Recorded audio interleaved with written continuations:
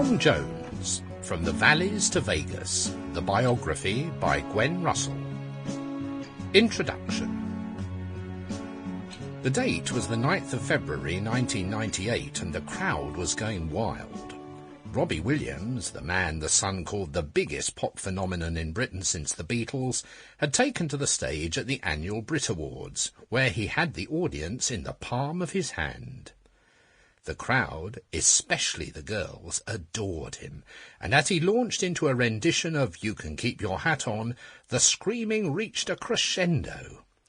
Suddenly, the audience's attention turned elsewhere. Another voice had started to sing, one of the most powerful voices to be heard in pop music over the last 40 years. It was that of Tom Jones. Tom had, quite simply, done it again. 35 years older than Robbie, he had quite effortlessly upstaged him by the sheer impact of his singing. Not that Robbie was going down without a fight, of course. He pushed his own singing to the limits, bound himself into contortions, and engaged with the audience as never before. It was a bravuro performance, and one that was tempted out of him by Tom.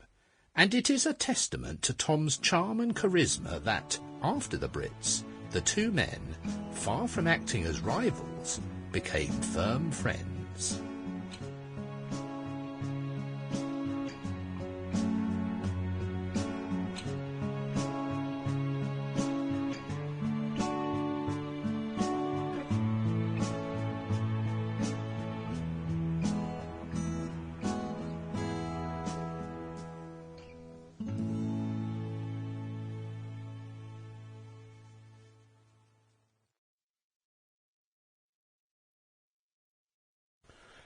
Chapter 1. 44 Laura Street, Pontypridd.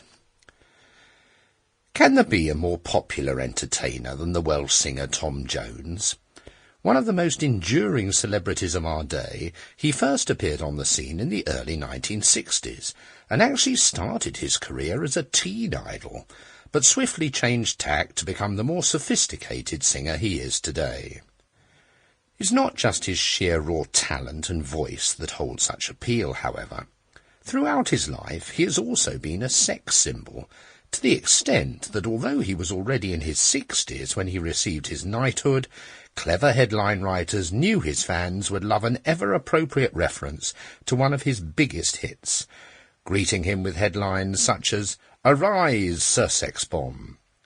At one stage he was almost as famous for the lingerie shop's worth of knickers that was thrown onto his stage every night as he was for his singing, but still Tom the Voice shone through. After more than 40 years in the business, he still shows no signs of letting up, continuing to perform in concert and live the high life, something he does to great aplomb. It's all a very long way from his origins in Pontypridd, the pride of the Rhondda in the valleys of South Wales. While many show business stars like to turn roots that are solidly middle class into something a little more exciting, Tom is the real deal.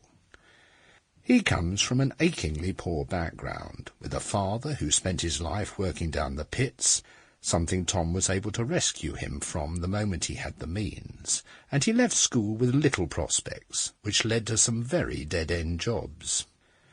No one in the family was in show business, so there was no way they could possibly have predicted what lay in store for young Tom. Nor was he a trained singer. Early on, the family realised it had a boy with a mighty fine voice on its hands, but there was no question of them being able to do anything about it with a view to Tom singing professionally. For a start, there wasn't the money, and even if there had been, it wasn't the sort of thing his family would have dreamt of. So alien was the concept of a son in the world of show business. But that's the way it turned out, with Tom leading a life of international fame and stardom. Sample complete.